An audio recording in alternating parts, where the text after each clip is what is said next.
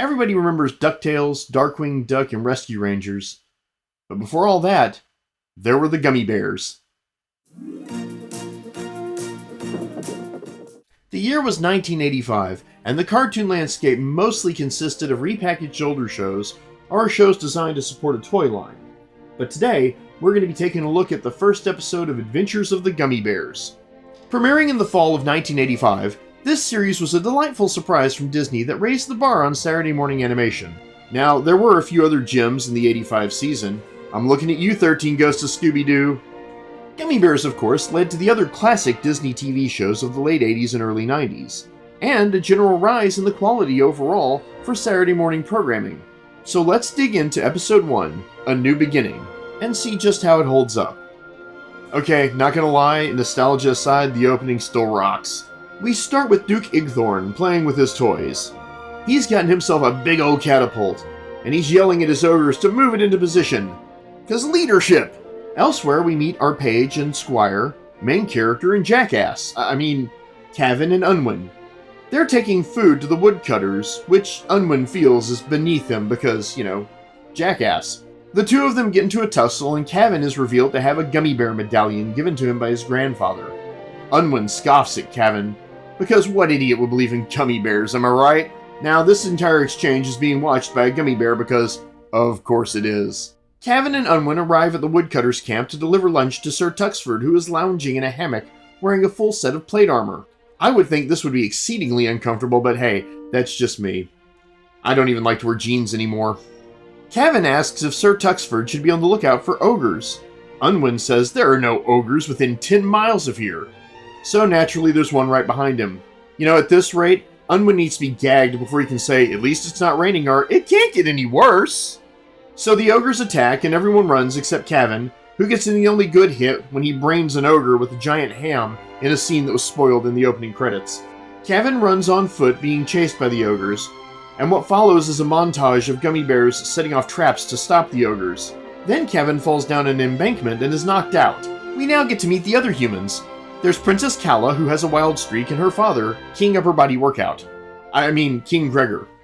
At this point, Sir Tuck's medicated pads reports in about the ogre attack, and the princess is concerned for Kevin's safety. Meanwhile, Kevin is surrounded by candy-colored bears. So let's just quickly go down the list here. We have Gruffy, he's grumpy and in charge for the most part. Zummy, who is older and the keeper of the gummy lore. Grammy, who is also an older bear and functions as the mom of the group. Sunny, the girly girl of the group who wants to be a princess. Cubby, the youngest, who wants to be a knight.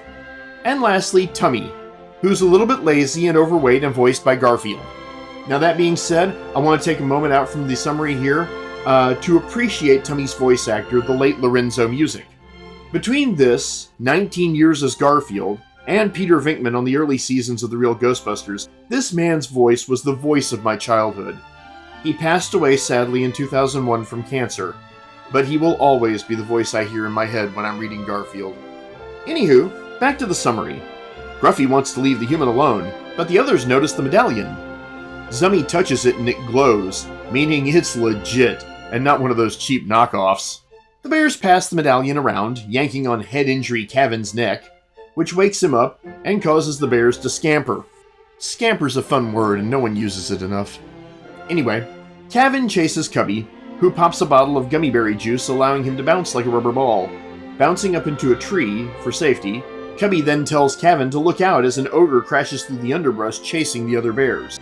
Cubby opens trapdoors in the tree, allowing the bears to escape, but accidentally taking Kevin with them when Tummy plows through him like a linebacker.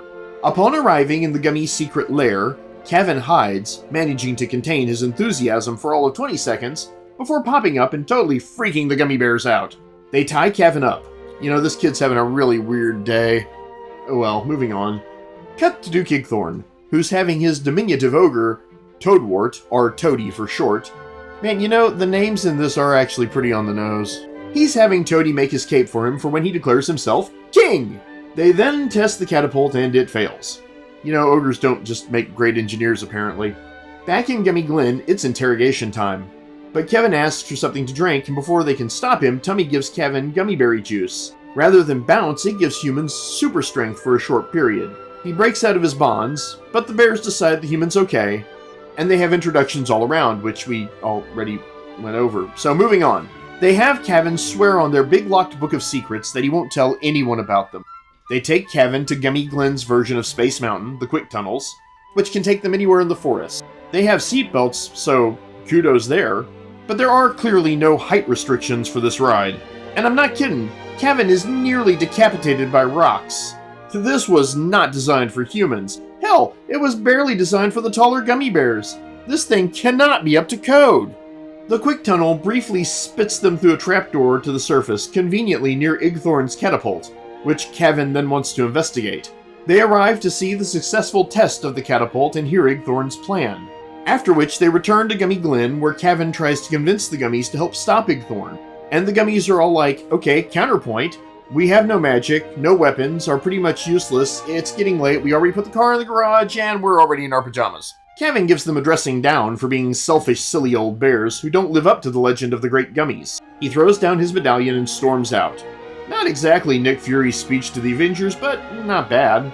That makes the bears feel bad, and then the magic medallion decides it's had enough, and drags the bears to the Gumminomicon, and unlocks it. And inside, what do they find? The iTunes Terms of Service. No! It's a message from the last of the Great Gummies, telling them the book has all their magic and lore, and instructing them to fight evil and make the Gummies great again. So they decide to help. Meanwhile, Kevin sneaks into Camp Ogre, and plans to saw a wheel off the catapult. He is caught immediately. And from the looks of the size of that axle, with a handsaw, that would have been an all-day job for the kid. They chain Kevin to a stick, and the army rolls out. Armed with household implements and some hastily copied spells, the Gummies head out to save Kevin. They cast invisibility on Gruffy, who heads off to give Kevin gummy berry juice so he can go all super soldier on the ogres. But the spell craps out halfway there, and Kevin immediately gives away Gruffy's position. I mean, yeah, Gruffy was out in the open and all, but geez, Kevin, come on! Kevin drinks the juice and goes all Hulk smash on the ogre guards, throwing them into the sky in the direction of the castle and the ogre army. Okay, this kid is not big on the element of surprise. The ogre guards land on Igthorn and Toady. They tell the Duke about the Gummy Bears, and Igthorn doesn't believe them. But before he can ask more questions, he's told the catapult is ready for their attack. Meanwhile, in Dunwyn Castle, the knights are preparing to ride out and attack the ogres and the catapult. But before they can lower the drawbridge, the ogres lob a tarball at it, gluing it shut. Kevin and the Gummies arrive, attacking the ogres and making a believer of Duke Igthorn. Igthorn sees Kevin and a bottle of gummy berry juice, and demands Toady bring him the bottle. A brief game of keep-away ensues, and before Kevin can drink the juice, Igthorn takes it away and, oh my god, at the size of that guy's hands! Who is he, Andre the Giant? Oh, and if you're too young to know who Andre the Giant is, go watch The Princess Bride. Right now! While Igthorn is distracted by having awesome super strength, Kevin and the Gummies release the brakes on the catapult and it starts rolling. Igthorn boards the catapult and lifts the big rock that was in the catapult. But then his strength wears off, the rock squishes him, the catapult fires him into the castle, slapstick happens, and somehow he survives all of that. The catapult is rolling toward the castle, and the bears jump ship. But Kevin gets stuck. It smashes into the drawbridge, freeing the knights. And in spite of the catapult being smashed into 100 pieces, Kevin survives this. Then, to keep his promise to the Gummies, he said he had nothing to do with the catapult rolling away and it was all just dumb luck. The Gummies return to Gummy Glen and reveal that the Great Book will never be finished and they have to journal their deeds in it. So, as I said in the Centaur World video, pilots have a lot to do. And in my opinion, most pilots, well, classic pilots from before the stream and binge era, were bad at it. In retrospect, when watching a series, they're often one of the poorer episodes. And I'm gonna go into that in a different video. But as for the Gummy Bear pilot, they did okay. First, the good. The animation was great. Disney did a fine job there. The painted backgrounds are beautiful and the cell animation was solid. As for the world building, there was a lot of lore to set up in this episode. They introduced the Gummy Bears and their culture. You see their home and their interesting technology. But also you see the setup for the mysteries surrounding the Great Gummies, which will continue to be explored throughout the series. It gives you a solid setup to want to come back for more. Now the bad, or really in this case, the mediocre. For the humans, Except for Kevin, and maybe the princess, the development on them was minimal. You don't learn what Igthorn's motivations are beyond, power, we're to be mine! The king, Sir Tuxford, and his squire are all on screen for like a minute or so, at most, so not a lot to get to know there. Kevin makes some questionable tactical moves, but he is an excitable kid, so I'm going to give that a pass. Overall, this was an enjoyable and solid first episode. Which is good, because if it hadn't been, would there have been a DuckTales or Rescue Rangers? I don't know. So all that being said, I give this 4 out of 5 stars. So that's that. Thank you for watching. Please like, subscribe, comment, all that stuff. I do respond to all comments, by the way. And, hey, you know, that's 2 good things I've reviewed in a row now. I better do something bad next.